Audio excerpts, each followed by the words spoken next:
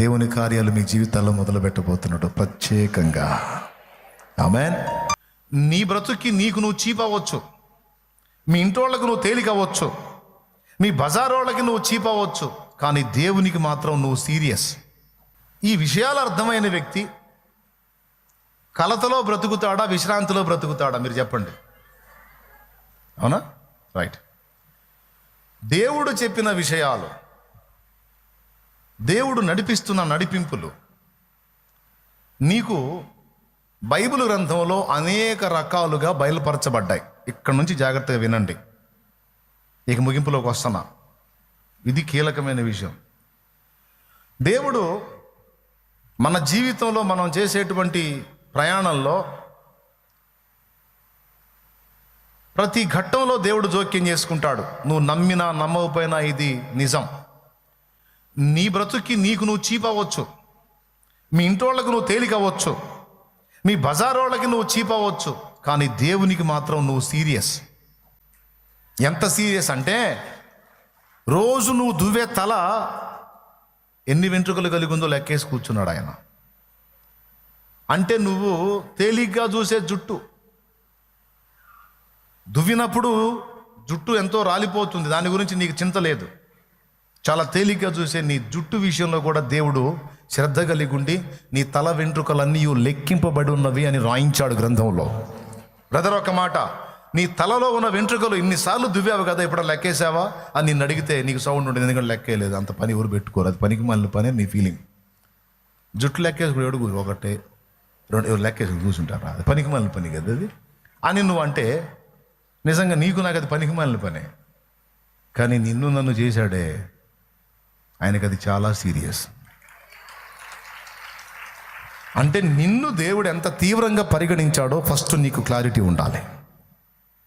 ఇప్పటిదాకా చాలా విషయాల్లో స్పష్టత చెప్పుకున్నాం కదా. దేవుని దృష్టిలో అసలు నువ్వు ఎలా ఉన్నావో, దేవుడు నిన్ను ఎంత సీరియస్గా చూస్తున్నాడో, నీ జీవితంలో నువ్వు వేయాల్సిన అడుగుల విషయంలో ఎవ్రీ డే దేవుని జోక్యం ఉంటుంది. బాగా వినండి, ప్రతిరోజు దేవుని జోక్యం ఉంటుంది.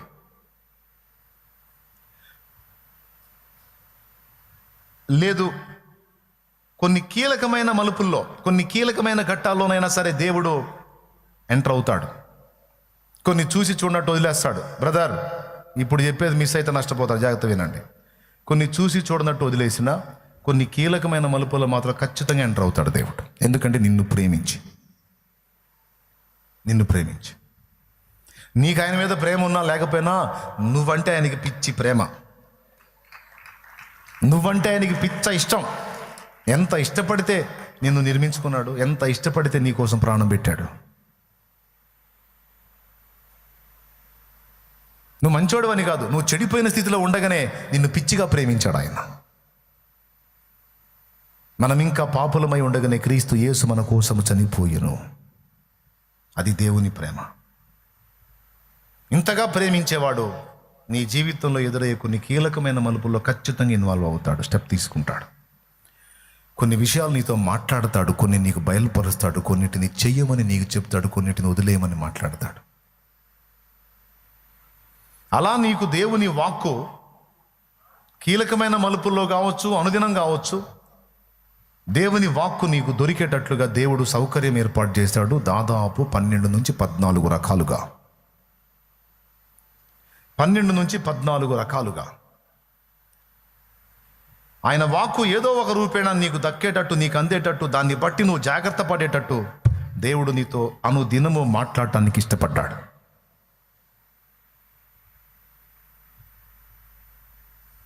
మనం నిర్లక్ష్యం చేస్తాం, కానీ మనం ఆయనకు అందుబాటులోకి పోతే ఎవ్రీ డే ఆయన మనతో మాట్లాడడానికి ఆశపడుతున్నాడు.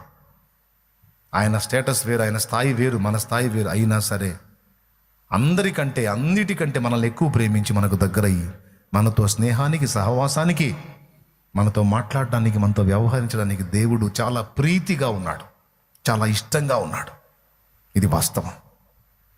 అందుకోసం ఆయన వాక్కు ఒకే పద్ధతిలో నీకు దొరకకుండా రకరకాల పద్ధతిలో నీకు దొరికేటట్టు చేశాడు. స్వప్నం ద్వారా నీతో మాట్లాడతాడు, దర్శనం ద్వారా నీతో మాట్లాడతాడు, ప్రవచన వాక్కు ద్వారా నీతో మాట్లాడతాడు, గ్రంథమును ధ్యానించుట ద్వారా నీతో మాట్లాడతాడు, దైవజనుని ఉపదేశం ద్వారా నీతో మాట్లాడతాడు, పరిస్థితుల ద్వారా నీతో మాట్లాడతాడు, స్వరము ద్వారా నీతో మాట్లాడతాడు. కొన్ని ప్రత్యేకమైన ఘట్టాలలో కొన్ని కార్యములు చేయటం ద్వారా దేవుడు తన స్వరాన్ని నీకు వినిపించాడు. ఇతర వ్యక్తుల ద్వారా నీతో మాట్లాడతాడు. ఎటు ప్రక్క అవకాశం ఉంటే ఆ ప్రక్క నుంచి దేవుడు నువ్వు ఆయన స్వరం వినే చెవి కలిగి ఉంటే ఆయన నీతో మాట్లాడడానికి ఇష్టపడ్డాడు. బైబిల్ నువ్వు చదువుతున్నప్పుడు, బైబిల్ ధ్యానిస్తున్నప్పుడు, బైబిల్ ఓపెన్ చేసినప్పుడు, ఆఖరికి వినే చెవి నీకుంటే ఎక్కడో దూరంగా బాకాలో వాక్యం వస్తా నువ్వు ఎప్పుడైతే చెవి అడ్డు పెడతావో నీకు సంబంధించిన మాట వచ్చిపోద్ది. అందులో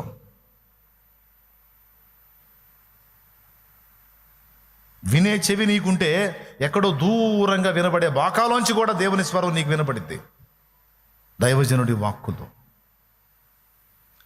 ఈ సౌకర్యం ఎందుకు ఏర్పాటు చేశాడంటే నీ ఎడల ఆయనకున్న ప్రణాళిక నెరవేర్చి నిన్ను శాశ్వత శోభాతిశయముగా, తరతరములకు ఆశీర్వాదకరణంగా, అనేక జనములకు దీవెనకరంగా ఇహపర ఆశీర్వాదములు నీవు బడయునట్లు, అంటే స్వతంత్రించుకున్నట్లు దేవుడు నీ ఎడల దృష్టి నిలిపి ఉన్నాడు, శ్రద్ధ కలిగి ఉన్నాడు, ఇష్టము కలిగి ఉన్నాడు.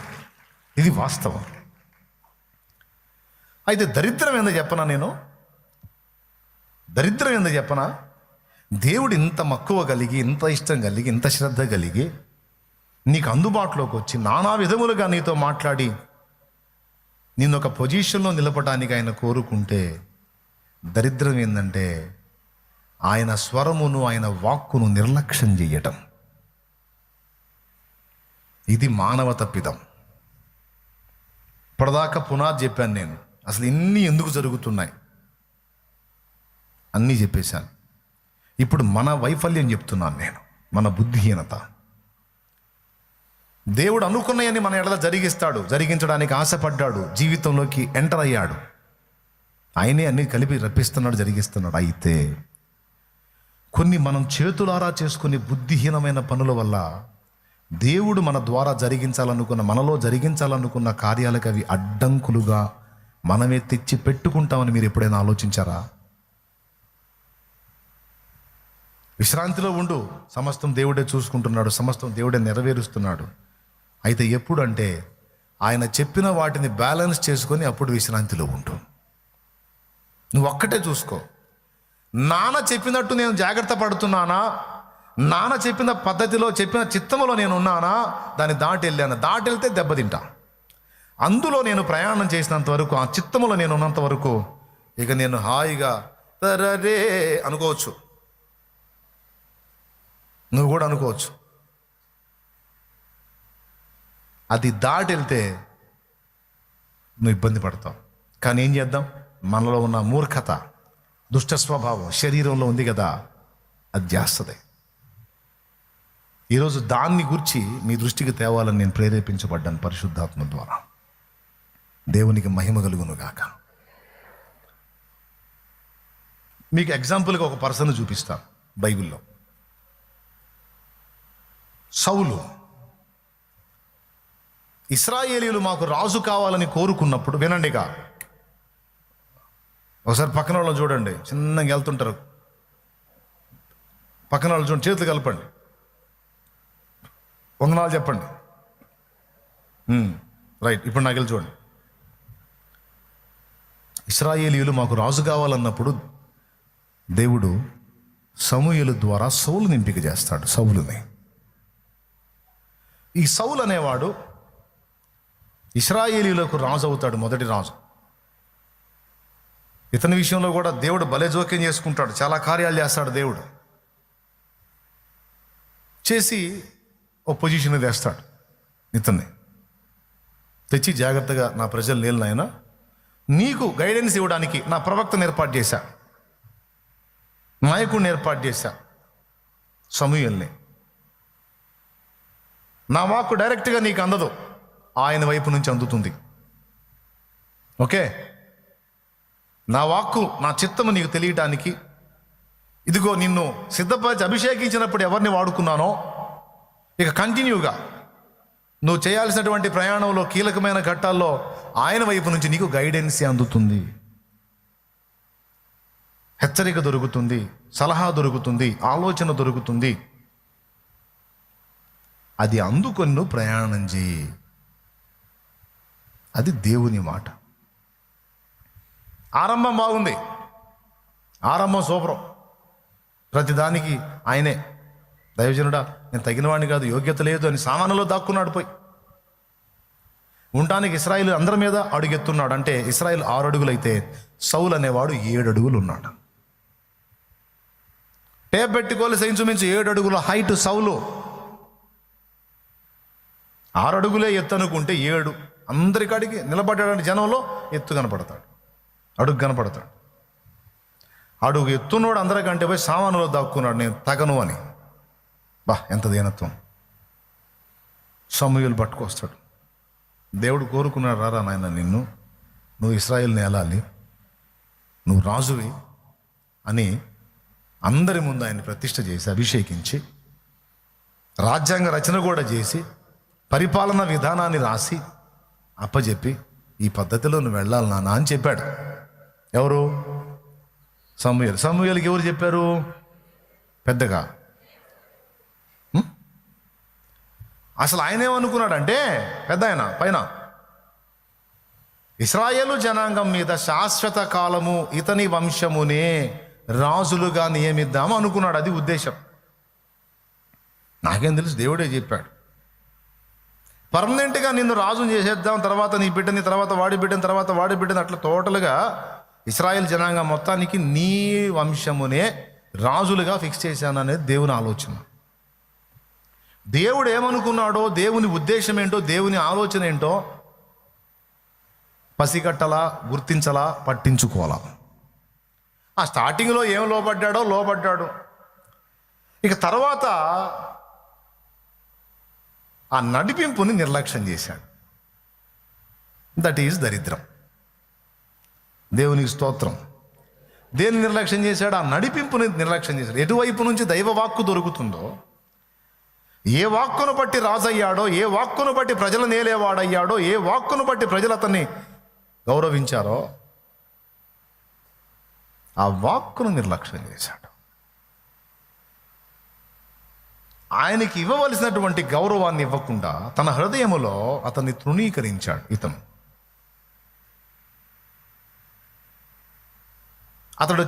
దగ్గర ఉన్న దరిద్రపు లక్షణం నేను చెప్పనా? సౌలు దగ్గర ఉన్న దరిద్రపు లక్షణం, విననోడు అసలు నేను వినను అనడు. విననోడు అసలు నేను విననండి, మీరేదో చెబుతా ఉంటారు, నేను వినను అనడు. గొడవ ఉండదు. విన్నట్టుగా, చేసేటట్టుగా, నెరవేర్చేటట్టుగా చెవిస్తాడు. వాని ఫీలింగ్ చూస్తే అబ్బా బిడ్డ ఎంత లోబడతాడో, బా చెప్పేది చెప్పినట్టు చేస్తాడు, అంత వినమ్రుడు, అంత విధేయుడు అన్నట్టు పిక్చర్ ఇస్తాడు. కానీ ఆయన ఒకటి చెబితే ఈయన ఒకటి చేస్తాడు. ఆయన వచ్చి నెత్తి నోరేసి కొట్టుకుంటాడు. నేనేం చెప్పాను, నువ్వేం చేసావు, ఏందిరా ఈ కర్మ నీకు? నెత్తికి నోరేసి కొట్టుకొని మళ్ళీ పోయి ఏడిసి ఇతని కోసం ప్రార్థన చేస్తాడు. ఈ దరిద్రుడు ప్రభావ తెలిచావు, క్షమించు నాయనా అని మళ్ళీ వేడుకోవటం. ఈ తంతంతా మీరు సౌలు లైఫ్లో చూడొచ్చు, సమూయేలు జీవితంలో చూడొచ్చు. అసలు దైవస్వరం దొరకటమే ఒక ధన్యత అయితే, అది ఏ వైపు నుంచి నీకు ఏర్పరచబడిందో దాన్ని నిర్లక్ష్యం చేయటం ఎంత దరిద్రం అంటే, ఆరంభం ఒక ఆనందకరమైన ఆరంభము, ముగింపు ఒక విషాదాంతం. ఆరంభం గొప్ప విజయం. సౌలు రాజుగా ప్రతిష్ఠింపబడ్డ తర్వాత మొట్టమొదట చేసిన యుద్ధం సూపర్ సక్సెస్, ఘన విజయం. తర్వాత అన్ని వైఫల్యాలే. దేవుడు ఏదో అనుకుంటే ఏదో అయిపోయింది. చివరికి ఆస్థానం దావీదుకు దక్కింది. దేవునికి స్తోత్రం కలుగును గాక. ఎందుకు? దావీదు వినటమే కాదు, విన్నదాన్ని చొప్పున చేయటానికి త్వరపడతాడు. సౌలు అట్ట కాదు, వింటాడు, చెయ్యడు. దీనివల్ల ఏం జరిగిందంటే, జనులను ఏలాల్సినోడు జనులకు దాసోహమయ్యాడు. ధైర్యంగా నిలబడి అందరినీ ధైర్యపరచాల్సినోడు భయం గుప్పెట్లో బ్రతికాడు. రాసుకో. నంబర్ 1, ఏలాల్సినోడు దాసుడుగా మారాడు. నంబర్ 2, ధైర్యమును నింపాల్సినోడు పిరికి పందగా మారాడు. దేవుని దగ్గర విచారణ చేయాల్సినోడు కర్ణ పిశాచిని ఆశ్రయించాల్సి వచ్చింది. శాశ్వతముగా ఇశ్రాయేలు మీద తన వంశ పరంపర రాజులు అవ్వాల్సిన వాళ్ళు సౌలుతోనే స్టాప్ అయిపోయింది. అంటే శాశ్వత ఆశీర్వాదం పోయింది. రాజాయి ఏలాల్సినోడు ఏలబడ్డాడు మనుషుల చేత. నేను చెప్పిన వాటిని రెఫరెన్స్లు చూపిస్తాను మీకు బైబిల్లో. రాజుకు జనులు జడవాలా, లేకపోతే రాజే జనులకు జడుస్తాడా?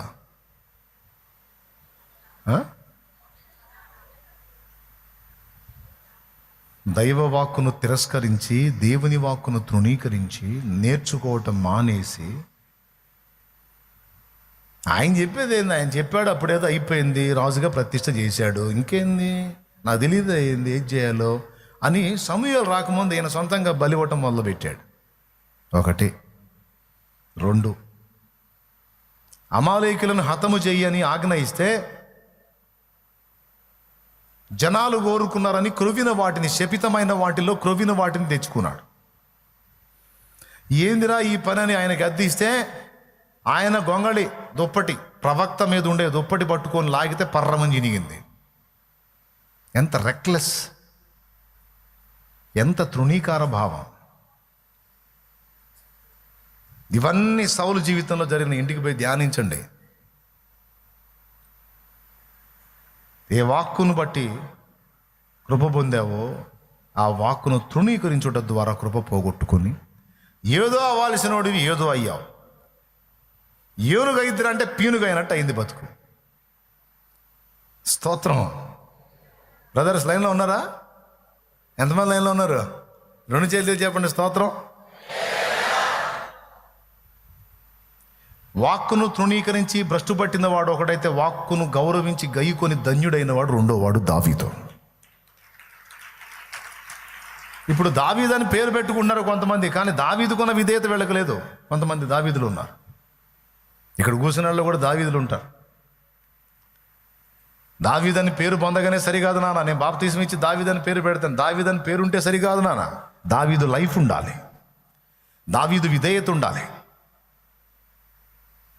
దావీదు గొప్పతనం ఏంటో తెలుసా? దేవుడు నియమించిన ప్రవక్తలను గౌరవించాడు. సౌలు దరిద్రం ఏందో తెలుసా? దేవుడు నియమించినటువంటి ప్రవక్తను తృణీకరించాడు, దైవ వాక్కును నిర్లక్ష్యం చేశాడు. దేవుని గ్రంథంలో ఒక మాట ఉంది, లూకాసు వార్త ఒకసారి తీయండి. ఒక మాట చూపిస్తాను ముగింపులో. లూకాసు వార్త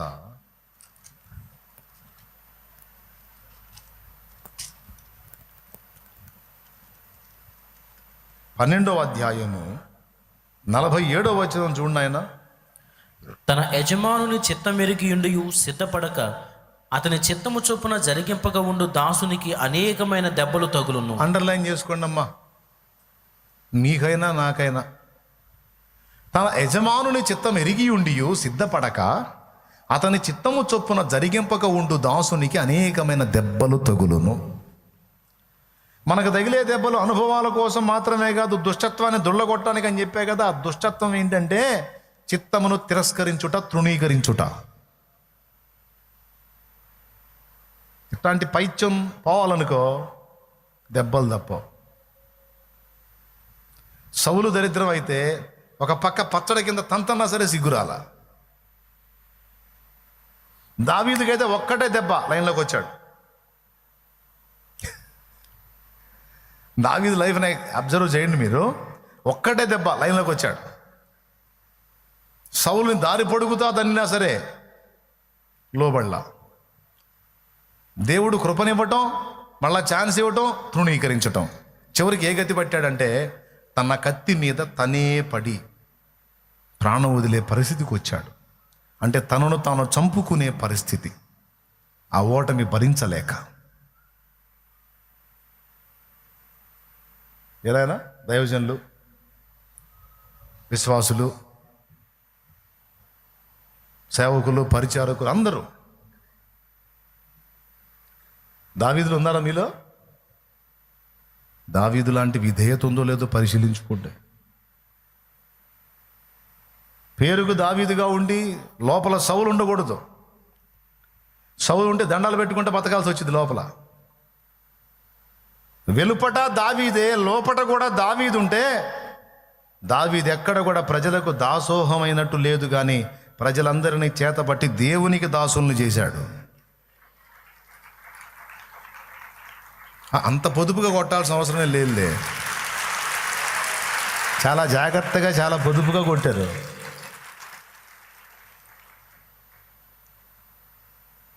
అర్థమైందా? దావీదు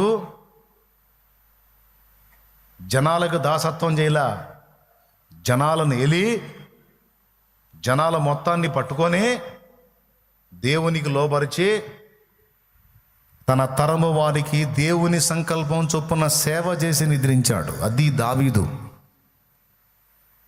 బయటికి దావీదు పేరు పెట్టుకొని లోపల సౌల్లా బతికితే దాసత్వం చేయాలి, దాసోహం అని బతకాలి.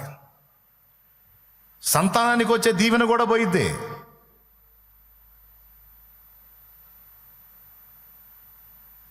ఆ బ్లెస్సింగ్ పోయిద్ది. తెలుసా మీకు? సౌలు తర్వాత సంతానం ఉందా లైన్లో? యోనాతాను కూడా దావీదుతోనే ఇదైపోయాడు. ఎవరు లేరు రాజు అవ్వటానికి. చివరికి ఏ పరిస్థితి వచ్చిందంటే, సౌలు తర్వాత రాజైన దావీదు దగ్గర సౌలు మనవడు భుక్తి వెతుక్కోవాల్సి వచ్చింది. భుక్తి. వాస్తవంగా దావీదు వాళ్ళ పనివాడు. వాళ్ళ తాత దగ్గర దావీదు పనివాడు సౌలు దగ్గర. చివరికి మెఫీబోషెత్ ఎక్కడికి పోయి పడ్డాడు? సౌలు మనవడు. దావీదు దగ్గరికి పోయి చేరితే బల్ల దగ్గర కూర్చోబెట్టి దావీదే ఫుడ్ పెట్టాడు, దావీదే లైఫ్ ఇచ్చాడు. తన బిడ్డ తరం ఆశీర్వదించబడాల్సింది ఆ కర్మ ఎందుకు వచ్చింది? ఎందుకు వచ్చింది? అవిధేయత. దైవవాక్కును దైవవాక్కుగా గౌరవించకుండా స్పష్టంగా దేవుడు మాట్లాడిన తిరస్కరించి బుద్ధిహీనంగా వేసిన అడుగుల ప్రభావమే అలాంటి కర్మ సౌలు లైఫ్లో. ఈరోజు అందరికీ ప్రేమతో చెప్తున్నాను, జాగ్రత్త, జాగ్రత్త. దేవుడు ప్రతి గుండెను పరిశీలిస్తాడు, ప్రతి వ్యక్తి కదలికను అబ్జర్వ్ చేస్తాడు దేవుడు. విధేయులైన వారికి పరిశుద్ధాత్మ, విధేయులైన వారికి విజయం, విధేయులైన వారిదే రాజ్యం, విధేయులైన వారికే వంశం. ఇదంతా దావీదులో ఉంది. లైఫ్లో ఒక బలమైన రాంగ్ స్టెప్ వేశాడు, కొడితే మళ్ళీ జీవితంలో తిరిగి చూడలాడు. దేవుడే సాక్ష్యం ఇచ్చాడు, నా చిత్తానుసారమైన మనస్సు గలవాడని. ఆ దేవుడే క్రీస్తుగా భూమి మీదకి వచ్చినప్పుడు ఆ దావీదు కుమారుణ్ణి అనిపించుకోవడానికి ఇష్టపడ్డాడు. అంతటి ధన్యత దావీదుకి ఎందుకు దక్కింది? ఈరోజు దావీదులు ఇక్కడ చాలామంది ఉన్నారు. ఎందుకు అట్టున్నారు చెప్పనా? యజమానుని చిత్తం ఎరిగి ఉండియో అలాగూ చేయక అనేక దెబ్బలు తింటున్నారు. ఇక్కడ ఉన్నోళ్ళు, లైవ్లో ఉన్నోళ్ళు అందరూ. పేరుకు దావీదులే, లోపల సౌళ్ళుగా బ్రతకండి. బయట దావీదే, లోపల కూడా దావీదు అన్నట్టు బ్రతకండి. అప్పుడు ధన్యులవుతారు. అప్పుడు నువ్వే కాదు, నీ బిడ్డ తరం ఆశీర్వాదకరం అవుతుంది. ఏమంటారు? సౌలుని శాశ్వతంగా రాజుని చేయాలనుకున్నాడట. అయితే నువ్వు తిరస్కరించావు, అడుగడుగున నాకు ఎదురొచ్చావు నువ్వు. చివరికి ఒక శాపగ్రస్తమైన ముగింపులోకి వెళ్ళిపోయావు.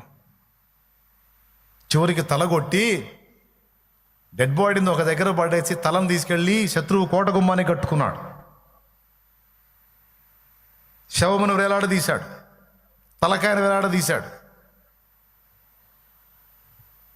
రెండింటిని దించి పాడి మీద పెట్టి మోసుకొచ్చి దహనం చేశారు.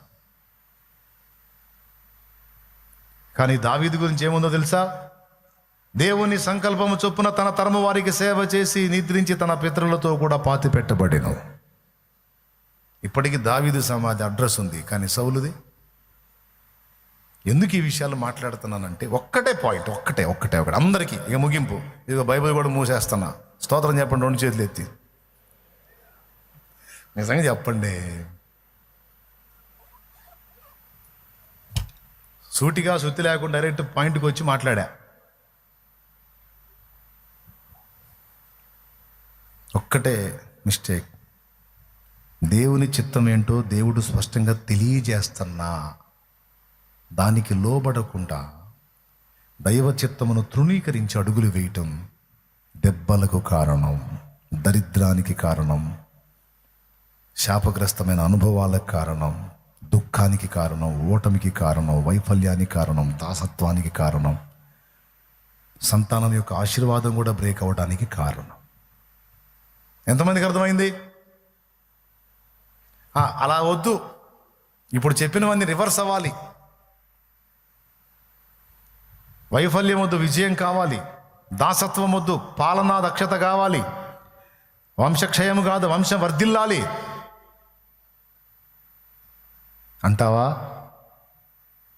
అట్లయితే రా, దావీదు అనుభవంలోనికి రా. ఎంత ధన్యత అంటే దావీదు సింహాసనాన్ని స్థిరపరిచాడంట దేవుడు. నేను చెప్పలా, గాబ్రియల్ చెప్పాడు మరియమ్మకి.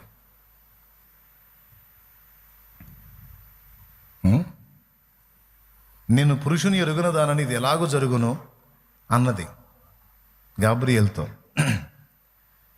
అమ్మా, నీ గర్భవాసాన బిడ్డ పుడతాడు, కొడుకు పుడతాడు, ఆయన సమస్తాన్ని ఏలేవాడు అంట.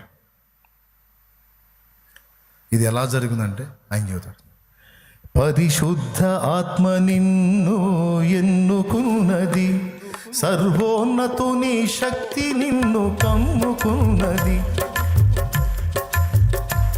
పరిశుద్ధ ఆత్మ నిన్నే ఎన్నుకున్నది, సర్వోన్నతుని శక్తి నిన్ను కమ్ముకున్నది.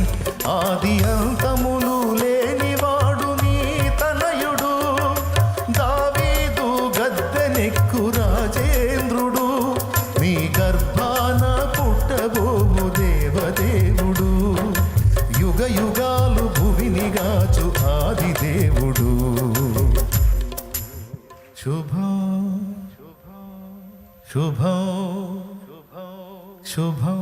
దూత దీవించిపోయాడు. అక్కడ చెప్పాడు ఆయన, దావీదు గద్దెనెక్కుతాడమ్మా నీ బిడ్డ, దావీదు సింహాసనం స్థిరం. రేపు యేసయ్య రెండో రాకడ వచ్చిన తర్వాత 1000 ఏళ్ళ నీతి పాలన ఆయన ఎక్కే సింహాసనం దావీదు సింహాసనమే.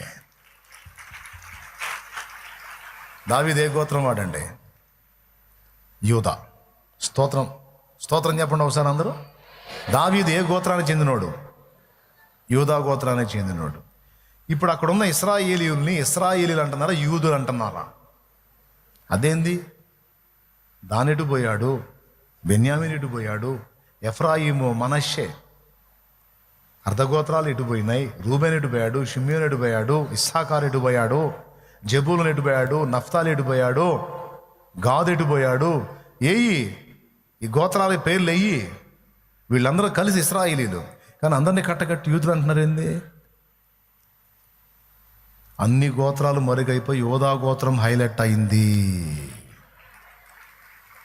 ఆ యూదా గోత్రంలోంచి వచ్చిన రాజు ఎవరు? సౌలేమో బెన్యామీను గోత్రీకుడు, యూదా గోత్రపు రాజు దావీదు. ఇప్పుడు అక్కడ ఉన్న వాళ్ళని యూదులు యూదులు యూదులు అంటున్నాం. యూదులు అంటే వాళ్ళ గోత్రాలు వేరు ఉంటాయి, కానీ అందరినీ కట్టగట్టి యూదులు. చూడండి ఒక్క యూదా ఎంత హైలైట్ అయ్యాడు. యూదా గోత్రం. యేసయ్య కూడా యూదా. వదిలే, పాటలు ఎక్కువ అవుతున్నాయి ఏమండి? ఆయన ఎంత కృప పొందాడు దావీదు. కారణం విధేయత. ముక్కు మీద వేలుంచి, దావీదు నువ్వే ఆ మనుషుడు అంటే ఓయ్, మైండ్ పోయిందా? నువ్వు ప్రవక్త అయితే అత్తే ఎవరు అక్కడ? చిత్తం మహాబలి, నేను తీసుకెళ్ళి తల కొట్టేసేయండి అంటే అవుట్. సౌలు చేశాడు, అబ్యాతారుని చంపేశాడు, యాజక కుటుంబాన్ని హతం చేశాడు, చాలామందిని చంపాడు సౌలు. దావీదు జైలా. దావీదు గొర్రెలు కాసే స్థితిలో ఉన్న నిన్ను తీసుకొచ్చి రాజును చేసి నీ శత్రువుల భార్యని నీ కౌగిటికిచ్చి నీకేది తక్కువ కాకుండా చేశాడు నా ప్రభు.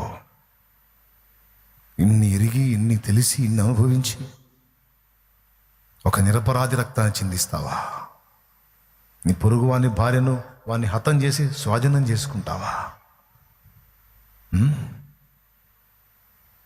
ఎవడు వాడు అని లేచావే. దావీదు నువ్వే ఆ మనుషుడివి అంటే ఒక్క మాటన్న ప్రవక్తనే ఎదురు చెప్పలా. విధేయత చూపిన వాడే పరిగెత్తుకుంటూ వెళ్ళి దేవుని సముఖంలో పడి గోడు నేర్చాడు. శాప భయమున నేర్చుచు దావీదు తన పాప రూపము చూచుచు, శాప భయమున నేర్చుచు దావీదు తన పాప రూపము చూచుచు, పాపముతో పశ్చాత్తాపముతో ప్రభుని పదములు సంధించి, తాపముతో పశ్చాత్తాపముతో ప్రభుని తాకుగోరగని క్షమాపణను దీన ఏడ్చాడండి. అయ్యో దేవా దేవా దేవా దేవా, నేను ఎంత దౌర్భాగ్యుని దేవా. నా జీవితంలో మాయని మచ్చ తెచ్చుకున్నాను కదా ప్రభువా. ప్రవక్త నాకు చెప్పి గద్దించిందాక నాకు సిగ్గు తెలియకపోయానే. ఇంత ఘోరమైన పాపం నీ దావీదు చేయటం ఏందయ్యా? ఇంత ఘోరమైన నీచమైన పని నీ దావీ. చూడు ప్రభువా, నీ దావీదు ఎంత పని చేశాడో చూడు ప్రభువా అని పోయి సాష్టాంగపడి సాగిలపడి నా కన్నీళ్లతో నా పరుపు తేల చేయుచున్నాను అన్నాడు. పాపంలో నా తల్లి నన్ను గర్భాన్ని మోసిందయ్యా. ఒక పాపికి పుట్టిన వాడిని నేను. నా పాపాన్ని క్షమించు. నీ పరిశుద్ధాత్మ నా ఎద్ద నుండి తీసివేయి. చంచల మనసుతో తేడాబడ్డాను, స్థిర మనసు నాకు పుట్టించు. నేను నీచుండి ప్రభు, నేను నీచు పురుగును ప్రభు, అసహ్యుణ్ణి ప్రభు. నన్ను నువ్వు ముట్టి కడగొద్దు, టచ్ చేయొద్దు. ఈ సోపుతో నన్ను కడుగు. నన్ను కడిగేదానికి, నన్ను తాకడానికి కూడా నాకు అర్హత లేదు. ఈ సోపుతో నన్ను కడుగు. నన్ను తాకొద్దయ్యా. అంత నీచుణ్ణి, అంత అసహ్యుణ్ణి. ప్రవక్త గద్దింపును విని గడగడగడగడలాడిపోయాడు తప్ప ప్రవక్తని ఎదురాడలేదు. ప్రవక్త మాట తృణీకరించను లేదు. పోయి ఏడ్చాడు. అప్పటి నుంచి ఇక దావీదు జీవితంలో కన్నీళ్ళే వేదనే. తన పాప రూపాన్ని చూశాడు. ఎంత పాపం చేశాడు తనకు అప్పుడు కనపడింది ఆ రూపం. నువ్వు ఇలా చేశావు కదా, నీకు ఈ గతి పట్టిద్దని దైవజనుని నోట వాక్కు వచ్చినప్పుడు గడగడగడలాడిపోతూ శాప భయమున నేర్చుచు దావీదు తన పాప రూపము చూచుచు తాపముతో పశ్చాత్తాపముతో ప్రభుని వేడినప్పుడు దేవుడు కనికరపడ్డాడు. అయిందేదో అయిపోయింది, నేను అన్నమాట జరగాల్సిందే, కానీ కృపనిస్తాను పో. నువ్వు అడిగావుగా పరిశుద్ధాత్మను తీసేయొద్దని, తీయను పో. సౌలుకు ఎడం చేసినట్టు నా కృపను నీకు ఎడం చేయను, నీ సంతతికి ఎడం చేయను. నువ్వు తప్పు చేసినా, నీ బిడ్డలు తప్పు చేసినా బెత్తంతో శిక్షించినట్టు శిక్షిస్తాను, కానీ శాశ్వతంగా కృపను దూరం చేయను. దావీదు పో. దావీదు కన్నీళ్లు చూసి కదిలిపోయాడు. పశ్చాత్తాపంతో దేవా నా విధేయతలు క్షమించు, నాకు ఇవి న్యాయమే. ఆ మాటలన్నీ చెప్తాడు 51వ కీర్తనలో. తీర్పు తీర్చున్నప్పుడు నీవు నిర్మలుడుగా కనపడతావు దేవా. నువ్వు చేసేది న్యాయమే దేవా. నువ్వు నన్ను ఇలాగా ఈ గతి పట్టిస్తానంటే 100% రైటే అది. ఎందుకంటే అందుకు తగిన తప్పు నా వల్ల జరిగింది. మరో చోట కూడా అట్లనే దావీదు అంటాడు, నా మీదికే రాయ్యా, నా ప్రాణం తీసుకోయ్యా, ప్రజల్ని ఇబ్బంది పెట్టొద్దయ్యా అంటాడు. బిడ్డలారా, వద్దామా దేవుని పాదాల దగ్గరికి, రండి మోకాళ్ళ మీదకి, ఒప్పుకోండి మీ అవిధేయతల్ని. దైవజనాంగం, విశ్వాసగణం, రండి మోకాళ్ళ మీదకి రండి. ఎక్కడెక్కడ దేవుని వాక్కు తృణీకరించి, ఎక్కడ నిర్లక్ష్యం చేసావు, ఎక్కడ అడుగులు జారుతున్నావు, రాజువై ఏలాల్సినడు దాసుడుగా దండాలు పెట్టుకుంటూ బతుకుతున్నావేమో చూసుకో. యోధా గోత్రపు సింహంలాగా గర్జించాల్సినోడివి పిల్లిలాగా దడుచుకుంటూ బతుకుతున్నావేమో చూసుకో. దేవుడు కృపతో ఇచ్చిన దైవ స్వరాన్ని కేవలం నీ బద్ధకంతో, నిర్లక్ష్యంతో తృణీకరిస్తున్నావేమో చూసుకో. జరిగిన నష్టాలు చాలు, పడ్డ కష్టాలు చాలు, లోబడు, విధేయత చూపు. ఈ రాత్రి నా తండ్రి నీ జీవితంలో కార్యాలు చేయబోతున్నాడు. ఈ రాత్రి నా తండ్రి నిన్ను ఆయన రక్తం చేత కడిగి శుద్ధీకరించి ఒక నూతన క్రియ నీ ఎడల జరిగించబోతున్నాడు. ఆయన దేవుడు ఎప్పుడైనా అలాంటి పని చేయాలనుకున్నప్పుడు ముందు సరిచేస్తాడు. దేవుడు కృప ఇవ్వాలనుకున్నప్పుడు ముందు లోపాలెత్తి సరిచేస్తాడు, దిద్దుకోమంటాడు. దిద్దుకుంటే అప్పుడు పిడికిలి విప్పుతాడు. దావీదు ఆ శాపం పొందిన దావీదే, ఆ ఇబ్బంది పడ్డ దావీదే, ఆ ఏడ్చి మొత్తుకున్న దావీదే ఎంత కృప పొందాడంటే, దావీదు కుమారుడా నన్ను దాటిపోకయ్యా, నజరేతువాడా నన్ను విడిచిపోకయ్యా.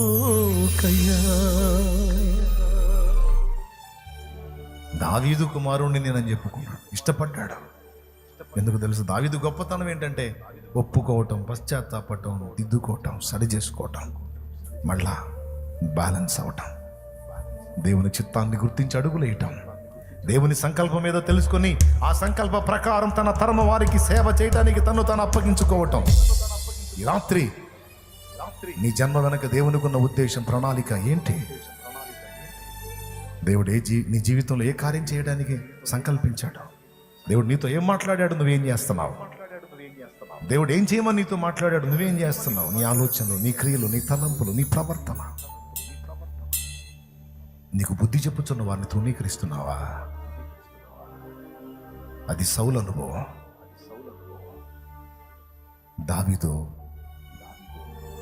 దావీదును గద్దించినటువంటి దైవజనుణ్ణి నాతాను ప్రవక్తను ఒక్క మాట అనలేదు. దేవుని పాదాలు పట్టుకుని ఏడవటం మొదలుపెట్టాడు. ఈ రాత్రి నీ కన్నీళ్లు దేవుని సన్నిధిలో కనపడని.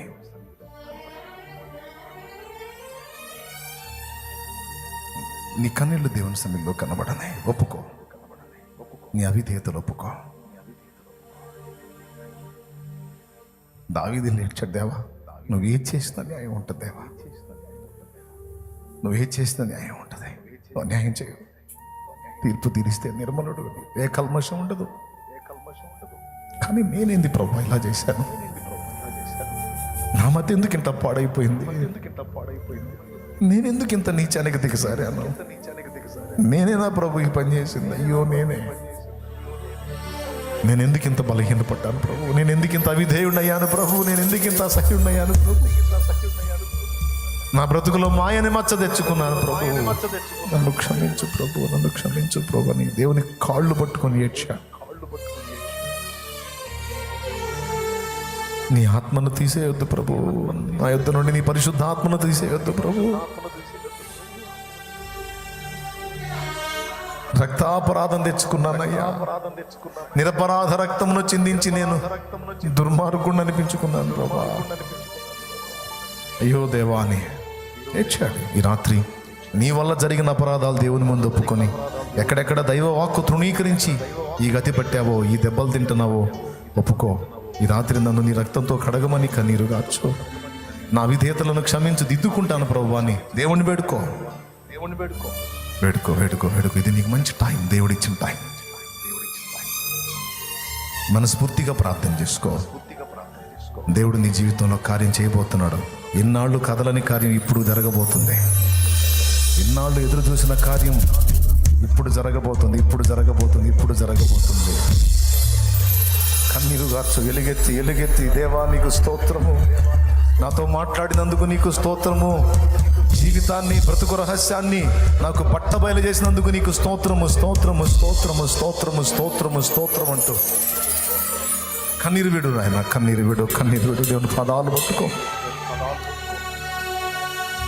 ఇన్నాళ్ళు నువ్వు ఎదురు చూసిన కార్యం ఇప్పుడు జరగబోతుంది. బలమైన కార్యం చూడబోతున్నావు నా తండ్రి కృపలో. ఈ రాత్రి అయిన రక్తము నీ మీదికి ప్రోక్షింపబడుతుంది, మన మీదికి ప్రోక్షింపబడుతుంది. ఒప్పుకుందాం.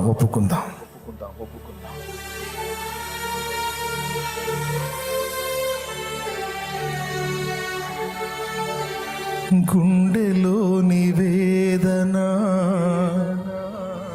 కనుల జారెనే, చూసే వారికి హాస్యమాయనే.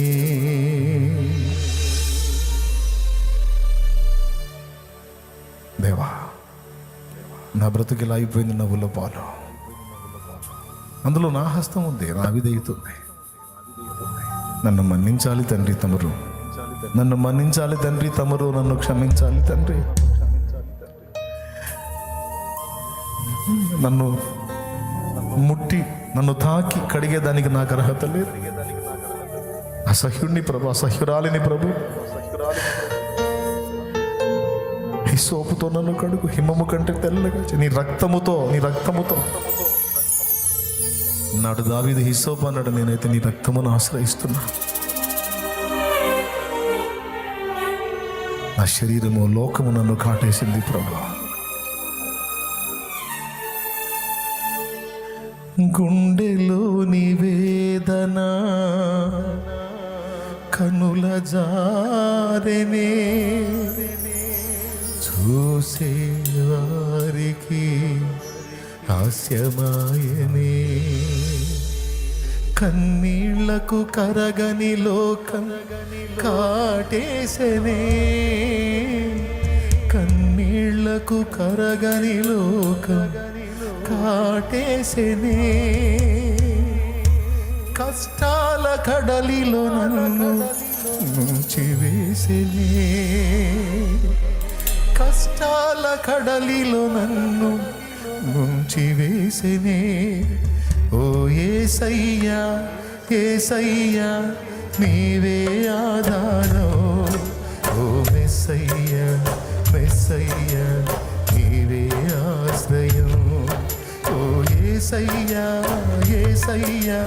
నీవే ఆధారం. ఓ మెస్సయ్యా, నీవే ఆశ్రయం. నాకెవరు లేరయ్యా నువ్వుగాక, కడదాకా నీవేగా,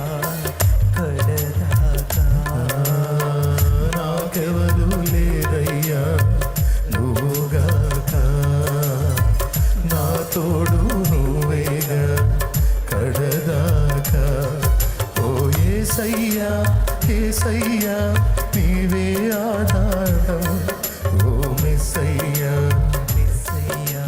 నీవే ఆశ్రయం. గుండెలోని వేదన కన్నుల జారెనే, చూసే వారికి హాస్యమాయనే. గుండెలోని వేదన కన్నుల జారెనే, చూసే వారికి హాస్యమాయనే. కన్నీటికి కరగని లోకం కాటేసెనే, కన్నీటికి కరగని లోకం కాటేసెనే. కష్టాల కడలిలో నన్ను ముంచివేసెనే, కష్టాల కడలిలో నన్ను ముంచివేసెనే. ఓ యేసయ్యా యేసయ్యా నీవే ఆధారం, ఓ మెస్సయ్యా మెస్సయ్యా నీవే ఆశ్రయం, ఓ యేసయ్యా యేసయ్యా నీవే ఆధారం, ఓ మెస్సయ్యా మెస్సయ్యా నీవే ఆశ్రయం. నాకెవరు లేరయ్యా నువ్వుగాక, నా తోడు నీవేగా కడదాకా. నాకెవరు లేరయ్యా నువ్వుగాక, నా తోడు నీవేగా కడదాకా. ఓ యేసయ్యా యేసయ్యా నీవే ఆధారం, ఓ మెస్సయ్యా మెస్సయ్యా నీవే ఆశ్రయం.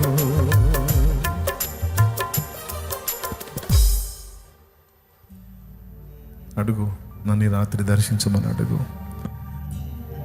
నన్ను పరిశుద్ధపరచమని అడుగు. నీవు నీ చిత్తం నాకు స్పష్టపరిచిన నేను లోబడలేదు, నన్ను క్షమించమని అడుగు. ఇక నుంచి నీ మాట చొప్పున లోబడతాను తండ్రి అని అడుగు. ఇక దిద్దుకుంటాను తండ్రి, నీ మాటకు విధేయత చూపుతాను తండ్రి, నన్ను క్షమించు తండ్రి అని అడుగు. ఆయన కృప చూపుటలో ఐశ్వర్యవంతుడు, కనికర సంపన్నుడు. నిన్ను ఆయన దగ్గరకు తీసుకుంటాడు, ఆయన కౌగిట్లో నిన్ను దాచుకుంటాడు, ప్రేమపూర్వకమైన ముద్దుతో నిన్ను ఆశీర్వదిస్తాడు. నా కుమారి, కలత చెందకు, నేను నిన్ను క్షమిస్తున్నాను, ఇది మొదలుకొని దిద్దుకో అని నా తండ్రి నీతో మాట్లాడతాడు. నా కుమారుడా, కలత చెందకు, ఒప్పుకున్నావు, మంచిది, సరి చేసుకున్నావు, సంతోషం, ఇంకా విధేయత చూపుకో. నేను నిన్ను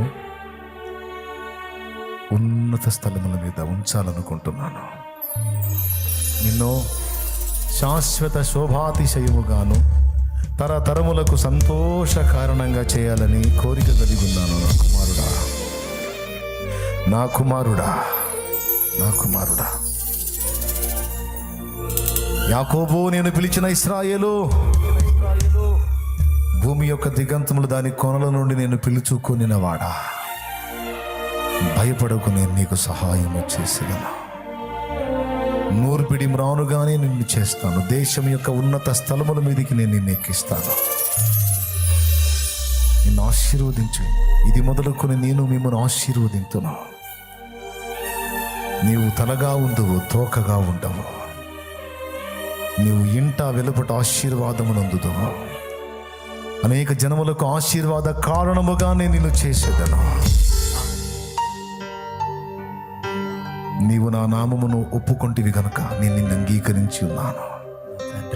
ఇదిగో నిశ్చయముగా నేను నీకు తోడై ఉండే నిన్ను వర్ధిల్ల చేసేది. నీకు విరోధముగా రూపింపబడిన ఏ ఆయుధమును వర్ధిల్లనియను. పర్వతాలు తొలగినను, మెట్టలు తత్తరిలినను, నా కృప నిన్ను విడిచిపోదు.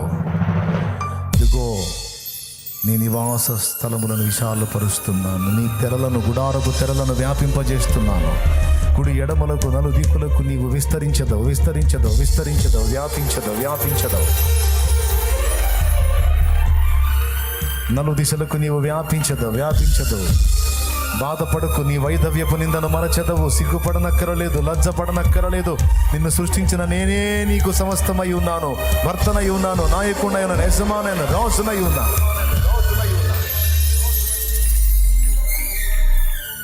నిమిషమాత్రము నీ మీద కోపగించి తిని గొప్ప వాత్సల్యముతో నిన్ను సమకూర్చెదను.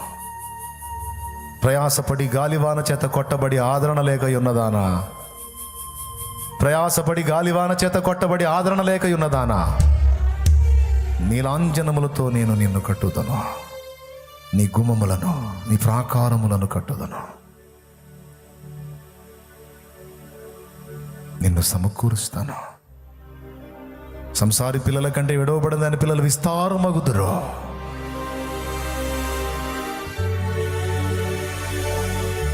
గొడ్రాల జయకీర్తనతో నీకు సంతాన ప్రాప్తిని ఇవ్వబోతున్నాను. అనేక జనములకు నీవు అప్పిచ్చేదవు కానీ అప్పు చెయ్యవు. నీవు పట్టణములో దీవింపబడదవు, పొలములో దీవింపబడదవు. నీ గంపయు పిండి పీసుకు నీ తొట్టియు ఆశీర్వదించబడను. నీ కోట్లలో ధాన్యము సమృద్ధి, నీ ద్రాక్ష గానుగల్లో ద్రాక్షరసము పొర్లి పారునట్టు నేను చేసేదను. నీవు పట్టణములో, పొలములో, ఇంట బయట ఆశీర్వాద కారణంగా ఉంటావు. నీ ప్రయత్నములన్నిటిలో నేను నీకు తోడై ఉంటాను. నా మాటలు తృణీకరించకుండా నువ్వు జాగ్రత్త పడు. ఇది మొదలుకొని విధేయత చూపు. నీ మార్గములను దిద్దుకో. నా మార్గాల్లో నడు. నా దేవా నీకు వందనాలు, వందనాలు, వందనాలు, వందనాలు. ఈవేళ నీవు అందించిన ఈ మాటలన్నిటి కొరకై స్తోత్రము, స్తోత్రము, స్తోత్రము, స్తోత్రం. నా బిడ్డలు ఎంతమంది ఎన్ని రకాల పరిస్థితుల్లో ఉన్నారో నీ వాక్కు వెల్లడి చేసావు. నేనే నిన్ను స్వస్థపరచి యెహోవాను, నిశ్చయముగా నేను నిన్ను బాగు చేసేదను, 15 సంవత్సరముల ఆయుష్యమును నీకు ఇచ్చేదను అని నాడు భక్తునితో పలికినట్టు నేడు దేవుడు నీతో పలుకుతున్న మాట. నిన్ను స్వస్థపరచు యెహోవాను నేనే. నా గాయములలోని స్వస్థత నీకు, నా గాయములలోని స్వస్థత నీకు. విధేయులైన పిల్లలతో నా తండ్రి మాట్లాడుతున్నాడు. లోబడుతున్న పిల్లలతో నా తండ్రి మాట్లాడుతున్నాడు. కన్నీరు మున్నీరై పశ్చాత్తాపడుతున్న నా సోదరి సోదరులతో నా తండ్రి మాట్లాడుతున్నాడు. బాగు చేసే నా దేవుడు మాట్లాడుతున్నాడు. బ్రతికించే నా దేవుడు మాట్లాడుతున్నాడు. విడిపించే నా దేవుడు మాట్లాడుతున్నాడు. నేను నీ ఇంటి వారిని దర్శించబోచున్నాను. నీ ఇంటి వారిని దర్శించబోచున్నాను. నీ కుటుంబం రక్షింపబడుతుంది. నీవును నీ ఇంటి వారు రక్షణ పొందుదురు. నీవును నీ ఇంటి వారు రక్షణ పొందుదురు. ఇంటి వారు రక్షణ వస్త్రము ధరించుకుంటా. నిన్ను అనేక జనములకు ఆశీర్వాదకరంగా వాడుకోబోతున్నాను. ఒకటి కాదు, రెండు కాదు, అనేక ప్రాంతములలో నిన్ను నిలబెట్టబోతున్నాను. అనేక ప్రదేశములలో నేను వాడబోతున్నాను. దేవా నీ వాక్కు చొప్పున ప్రతిదీ నెరవేరుగాక, ప్రతిదీ నెరవేరుగాక, ప్రతిదీ నెరవేరుగాక, ప్రతిదీ నెరవేరుగాక. నీ సన్నిధిలో నాయన బిడ్డలందరినీ కూడా పేరు పేరున దీవించు. కన్నీరు తుడు, వేదనలు తొలగించు, సమాధానముతో నింపు. మా దేశమును దర్శించు, రాష్ట్రమును దర్శించు, ప్రపంచమును దర్శించు.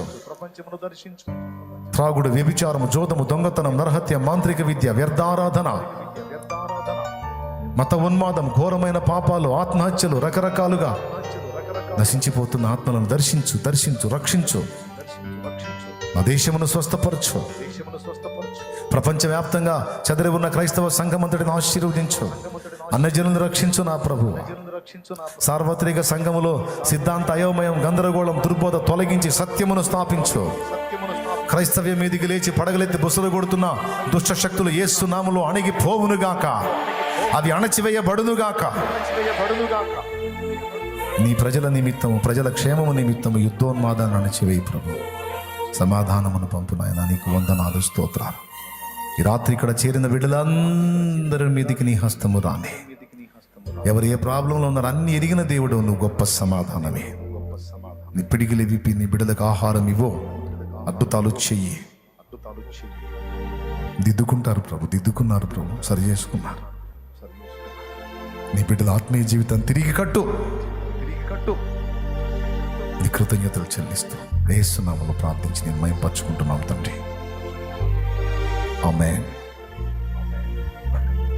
అందరం పైకి లేచి నిలబడదాం.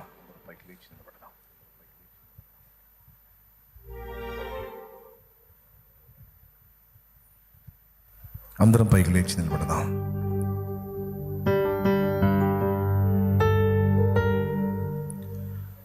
ఈ రాత్రి ఇక్కడ వచ్చిన వాళ్ళతో అడుగుతున్నాను నేను. బాప్తిస్మం పొందిన వారిని కాదు, ఇంకా బాప్తిస్మం పొందని వారిని అడుగుతున్నాను. నువ్వు పాపంలో పాపిగా బ్రతకటం దేవుడు ఇష్టపడతాడా? నీ పాపాలన్నీ ఆయన రక్తంలో కడుక్కొని పరిశుద్ధుడివై పరిశుద్ధురాలివై బ్రతకడాన్ని దేవుడు కోరుకుంటున్నాడా? దేవుని చిత్తం ఏంటి? పాపాల్లో నువ్వు ఉండటం దేవుని చిత్తమా? పాపాలు కడిగేసుకొని పరిశుద్ధపరచబడి యేసు రక్తములో పరలోక రాజ్య వారసత్వాన్ని స్వతంత్రించుకోవటం దైవ చిత్తమా? పరలోక రాజ్యాన్ని స్వతంత్రించుకునే విధంగా సిద్ధపడటం దైవ చిత్తం. నువ్వు నరకంలో కేకలు వేయటం దేవుని చిత్తమా? పరలోకంలో పాటలు పాడటం దేవుని చిత్తమా? దైవ చిత్తం. నువ్వు తరతరాల శాపాన్ని పొందడం దైవ చిత్తమా? తరతరాలకు సంతోష కారణంగా దేవుడు నిన్ను చేయటం దేవుని చిత్తమా? మరి ఇన్ని తెలిసి ఎందుకు నిర్లక్ష్యం చేస్తున్నావు? జీవితం దాని విలువ నీకు తెలియదా? ఇచ్చింది చిన్న జీవితం, ఉన్న టైం తక్కువ. ఎట్లా నువ్వు నిర్లక్ష్యం చేస్తే? ఈ రాత్రి నా తండ్రి నిన్ను పిలుస్తున్న రాత్రి.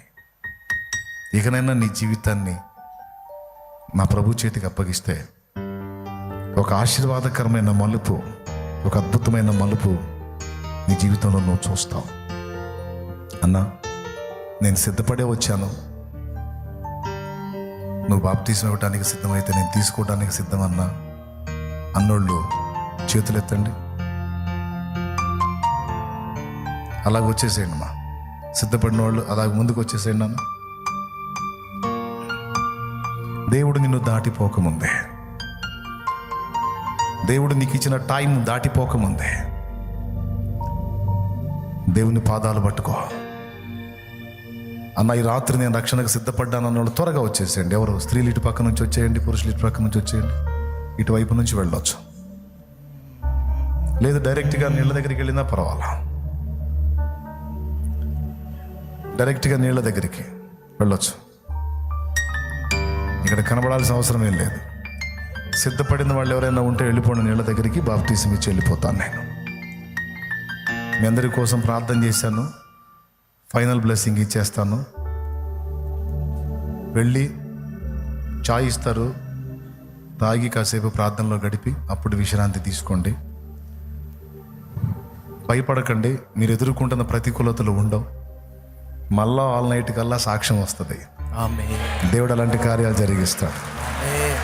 ఇందాక చెప్పబడిన సాక్ష్యాలు మీరు విన్నారు కాబట్టి మీ లైఫ్లో కూడా కార్యాలు జరుగుతాయి. దేవుడు చేస్తాడు, ఆయన అన్యాయస్తుడు కాదు. అలా సిద్ధపడిన వాళ్ళు ఎవరైనా ఉంటే రక్షణకి వెళ్ళిపోండి, చర్చి బ్యాక్ సైడ్కి వెళ్ళిపోండి. మళ్ళీ నేను వెళ్ళిపోయినాక మళ్ళీ ఇబ్బంది పెట్టొద్దున్నాను. బాప్తీసం ఇచ్చి వెళ్తాను నేను. సిద్ధపడిన వాళ్ళు త్వరగా వెళ్ళిపోండి బ్యాక్ సైడ్కి. Praise the lord. చెప్పిన ఎంతమందికి అర్థమైనాయి? రైట్, ధైర్యం తెచ్చుకోండి, దేవుని కార్యాలు చూస్తారు. కాసేపు దేవునితో గడిపి వెళ్ళండి. ఇక మిమ్మల్ని బలవంతం పెట్టేది సేవకులు. మీరు వచ్చేటప్పుడు జాగ్రత్తగా వచ్చారు, తిరిగి వెళ్ళేటప్పుడు జాగ్రత్త. వాహనాల మీద నిదానంగా చిన్నగా వెళ్ళండి. లేదా కాస్త పండుకొని ఇక్కడే తెల్లవారుజామున లేచి ప్రశాంతంగా వెళ్ళొచ్చు. ఇంకా సమీప ప్రాంతాలు అయితే కల్లారినాకనే వెళ్ళొచ్చు. ఎక్కడికి వెళ్ళొచ్చారు అన్నయ్య అంటే ఆల్ నైట్ ప్రేయర్కి వెళ్ళొచ్చానమ్మా అని చెప్పండి. ఎందుకంటే నిన్ను వెంబడించే మంద నిన్ను అబ్జర్వ్ చేస్తారు. అక్కడ నీకు విలువ పెరుగుతుంది. ఇతరులకు మనం ఎలా ఉండాలి అలా ఉండాలని బోధించే మనమే దాన్ని నిర్లక్ష్యం చేస్తే ఆన్లైన్ గొప్పతనం గురించి మనకు చెబుతాడు కానీ ఆయన బోడు. దైవజనుడికి విధేయత చూపాలని ఆయన మనకు చెబుతాడు కానీ ఆయనకు దేవుడు అప్పగించిన వానికి ఆయన విధేయత చూపడం. నిన్ను వెంబడించే విశ్వాసులు పిచ్చోళ్ళు కాదు, నీకన్నా తెలియగలవాళ్ళు. వాళ్ళకంటే తిక్కలోడు కాబట్టి వాళ్ళ మీద నేను నిలబెట్టాడు. అది దేవుని స్పెషల్. దేవునికి స్తోత్రం. మీ అందరికంటే నేను తిక్కలోడు అంది, నన్ను నిలబెట్టాడు. కావాలంటే చూడండి, బైబిల్లో ఉంది. ఇంటికి పోయి 1 కొరింథీ పత్రిక 1:26-27 వచనాలు చూడండి. కాబట్టి ప్రజలంత జ్ఞానంగా అబ్జర్వ్ చేస్తారు కనుక జాగ్రత్త నాన్న. ఇంతమందిని కలిగి ఉన్నాను నేను, నీ అవసరత ఏముంది నాకు? ఉందా? దైవజనులు అడుగుతున్నాను. ఇంతమంది జనం లేక మిమ్మల్ని రమ్మన్నానా? మీరు నష్టపోతున్నారు. కొన్ని ఆత్మీయ విషయాలు, ఆత్మీయ విలువలు మీరు లాస్ అవుతున్నారు. సరి చేసుకుంటారని రమ్మన్నా. ఇదే పిలుపు. ఇంకా నేను ప్రతి నెల అబ్జర్వ్ చేయను. పోయిన నెల ఆల్ నైట్లో కొంతమందికి మంట పుట్టించాలని సమూయేలును చూపించి కొన్ని మాటలు అన్నా. ఆ మాటతో మిమ్మల్ని తృణీకరించడం కాదు. నాకు దేవుడిచ్చిన ప్రతి బిడ్డ విలువైనోడే. సమూయేలు ఒక్కడే కాదు, ప్రతి దైవజనుడు నాకు ప్రియుడే. ఎవరి త్యాగం వాళ్ళు చేశారు, ఎవరి కష్టం వాళ్ళు పడ్డారు, ఎవరి ప్రయాస వారికి ఉంది. ఏ విధము చేతనైనా నా సహోదరులకు మంట పుట్టించవలెనని నేను ఇలాగు చేసి తినన్నాడు పౌలు.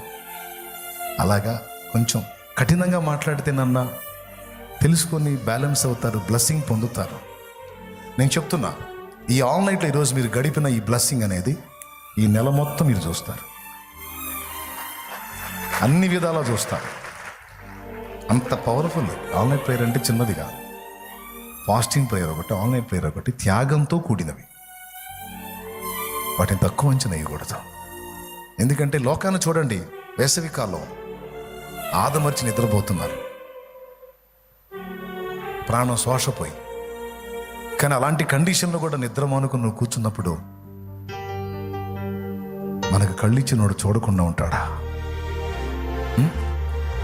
నిద్రను వదిలేసి కూర్చున్నావంటే దేవునికి చెప్తున్నావు, నువ్వేమన్నా తెలుసా? దేవా, నాకు ఆహారం నిద్ర కంటే కూడా నీ అవసరత నాకుంది ప్రభు, నీ అవసరత నాకుంది ప్రభు. నానా నా వైపు చూడు అని నువ్వు వచ్చి కూర్చున్నప్పుడే ఆయనకు అర్థమైంది. అర్థమైందా? మామూలుగా అయితే అట్లా కథల్లో ఈరోజు నిద్ర కూడా మానుకొని వచ్చి కూర్చున్నాడంటే గట్టి గాయం మీద వెళ్ళింది, కూర్చున్నాడు అని దర్శిస్తాడు. అట్లా ఎన్ని అద్భుతాలు, ఎన్ని సాక్ష్యాలు ఇక్కడ ఆల్ నైట్ సాక్ష్యాలు. సమయం లేక చెప్పించలేని పరిస్థితి, కానీ చెప్పడానికి అవకాశం ఇస్తే వందల సాక్ష్యాలు. నా శక్తి కాదు, మీరు మోకాళ్ళుని ప్రార్థన చేశారు కదా, మీ పక్షంగా మీరు అందరం కలిసి అడిగాం కదా, ఆయన శక్తి దిగి వచ్చింది, ఆయన ప్రభావం దిగి వచ్చింది, ఆయన చేసేది అద్భుతాలు. అవి రిపోర్ట్స్ మారొచ్చు, కార్యాలు జరగవచ్చు, ఇన్నాళ్ళు నువ్వు మోసిన భారమైన కాడి విరిగిపోవచ్చు ఈ రాత్రి. హల్లెలూయా. చేయలేడా? ఒక రాత్రి తెల్లవారేసరికి రాజాజ్ఞను తారుమారు చేసి శత్రువుల్ని అప్పచెప్పలేదా? ఆయనకి సమస్తం సాధ్యం. Okay, right. దేవుని కృప మనందరికీ తోడుగా ఉండునుగాక. ఆమేన్. Final blessing. మిమ్మల్ని బలవంతం పెట్టని, ప్రశాంతంగా కూర్చొని ప్రేయర్లో మీరు గడుపుకోండి. చాయ్ దాగొచ్చి, లేదు నాకు సరిపోయింది, నాకు ఓపిక లేదు అంటే అడ్డం పడి, నేను చేయగలిగింది ఏం లేదు. నీ ఇష్టం. సమస్య నీది, తీవ్రత నీది, భారం నీది, నీకు ఛాన్స్ ఇస్తున్నా. Okay, right. మహాపరిశుద్ధ తండ్రి, నీకు వందనాలు. ఇక్కడున్న బిడ్డలు, ఆన్లైన్ ద్వారా వీక్షిస్తున్న బిడ్డలు, ఈ రాత్రి ఎంతమంది అయితే అందుబాటులోకి వచ్చారో బిడ్డలందరినీ బట్టి నీ కృతజ్ఞతా స్తోత్రాలు చెల్లిస్తా ఉన్నాను. మా బిడ్డలందరినీ కూడా పేరు పేరున జ్ఞాపకం చేసుకో. దైవ జనాంగాన్ని ఈరోజు తీసుకొచ్చావు, విశ్వాస గణాన్ని తీసుకొచ్చావు, పరిచారక గణాన్ని తీసుకొచ్చావు. చాలా సంతోషం తండ్రి. వారికి ఇచ్చిన హెచ్చరికలు బిడ్డలుగా అయికొని ఆశీర్వదించబడాలి, వర్ధిల్లాలి. ఇంకా అనేక సంఘాలకు నాయకులై అనేక మంది దైవజనుల్ని తయారు చేసి అనేక ప్రాంతాలనైనా రక్షణలోకి నడిపించబడాలి. ఆ విధంగా దైవ జనాంగాన్ని బ్లెస్ చేయి. వారి ఫ్యామిలీ, వారి బిడ్డ తరం ఆశీర్వదించబడేటట్టు చేయి. వారికి పుట్టిన వారిని ఆశీర్వదించు. అలాగే ఇక్కడ విశ్వాస గణం ఉంది, పరిచారక గణం ఉంది, వారిని కూడా ఆశీర్వదించు. వారిని కూడా నా ప్రభు తరతరములకు దీవెనకరంగా మార్చు. వారిలో కూడా దైవజనరాండ్రను తయారు చేయి. వారు ఎదుర్కొంటున్న శారీరక, మానసిక, ఆత్మీయ సమస్యల నుంచి వారికి విడుదల ప్రసాదించు. వారు కలిగి ఉన్న ప్రతి కూల పరిస్థితులు, ప్రతి ఇబ్బంది యేసు నామములో కొట్టివేయబడును గాక. వారు తెచ్చుకున్న నూనెని రక్తముగా మార్చి వినియోగించి ప్రార్థించడం ద్వారా స్వస్థత చేకూర్చు. ముందు టైంలో దైవజనులు బిడ్డల సమస్యలన్నిటి కోసం ప్రార్థించి ఉండగా వాటన్నిటికీ నువ్వు జవాబులు అప్పుడే ఇచ్చినందుకు నీకు వందనాలు. మరొకసారి నేను కూడా రిక్వెస్ట్ చేస్తున్నాను, వారికి హెల్ప్ చేయను. నన్ను కూడా ఆదుకో ప్రభువా. మమ్మల్ని అందరినీ బ్లెస్ చేయను ఆయన. పగటి వేళ జరిగేటువంటి ఆరాధన కూడా ఆశీర్వాదకరంగా జరిగించు. బిడ్డలందరినీ సమకూర్చు. ఎండ తీవ్రతను కట్టడి చేయి. యేసు నామములో రోగులుగా వచ్చిన వారు స్వస్థత పొందిపోవాలి. వాళ్ళు వెలుచు ఉండగా స్వస్థత జరగాలి. ఎవరెవరు ఏ కలతలో వచ్చారో ఈ రాత్రి వారు దర్శింపబడాలి. వారితో మాట్లాడు. వారి బిడ్డలు, కుటుంబ వస్తువులు సమస్తం కూడా నీ కాపుదల్లోకి తీసుకో. యేసు నామములో ప్రార్థించి తిరిగి వెళుతున్నటువంటి దైవ జనాంగం అందరికీ నీ కృపా కాపుదలు తెచ్చి రేపు సంఘాల్లో ఆశీర్వాదకరమైన ఆరాధన, ఆ యొక్క అనుభూతిని స్పెషల్గా అనుభవించాలి యేసు నామములో. నా ప్రభువా, బిడ్డలకు మార్గాల్లో తోడై ఉండి ఏ విధమైన కీడు కలగకుండా కాపాడు. క్షేమంగా మందిర ప్రాంగణాలు చేర్చు. యేసు నామములో పొంది ఉన్నాం తండ్రి. మన తండ్రి అయిన దేవుని ప్రేమ, ఆయన ప్రియకుమారుడు మనందరి ప్రాణప్రియుడైన యేసయ్య శాశ్వత నిత్య కృప, పరిశుద్ధాత్మతోడి మనోహర దివ్య సహవాసం, సమాధానం సమకూడిన మనకు సకల పరిశుద్ధులకు సార్వత్రిక సంఘమంతటికి సదా తోడై నిత్యత్వంలో మనందరం చేరు పర్యంతము మనం నడిపించుగాక. ప్రభు యేసు రక్తమునకు జయం, ప్రభు యేసు రక్తమునకు జయం, ప్రభు యేసు నామమునకు సంపూర్ణ విజయం కలుగునుగాక. సాతాను క్రియలకు నాశనం కలుగును గాక. తండ్రి దేవుని కార్యం నిరంతరము జయమగును గాక. ఆమేన్. హల్లెలూయా, హల్లెలూయా, హల్లెలూయా, హల్లెలూయా. కాస్త ఆవిరికే నోళ్ళు తెరిచారే. అగ్ని ఆరని పురుగు చావని ప్రదేశములో యుగ యుగాలు మండాలంటే చిన్న విషయమా? కాబట్టి ఇంకా రక్షణ ఎవరైనా నిర్లక్ష్యం చేస్తే నేడే రక్షణ దినం, ఇదే అనుకూల సమయం, వెళ్ళిపోండి. అలాగే రక్షణ అనుభవంలోకి వచ్చిన వాళ్ళు మీ ఎడల దేవుడు ఏమేం చిత్తాలు మీకు బయలుపరచాడో వాటిని నెరవేర్చే దిశగా అడుగులు వేయండి. లోపాలుంటే దిద్దుకోండి, పాపాలుంటే ఒప్పుకోండి, మారు మనసు పొందండి, సరి చేసుకోండి. దేవుని కార్యాలు మీ జీవితాల్లో మొదలు పెట్టబోతున్నాడు ప్రత్యేకంగా. ఆమేన్.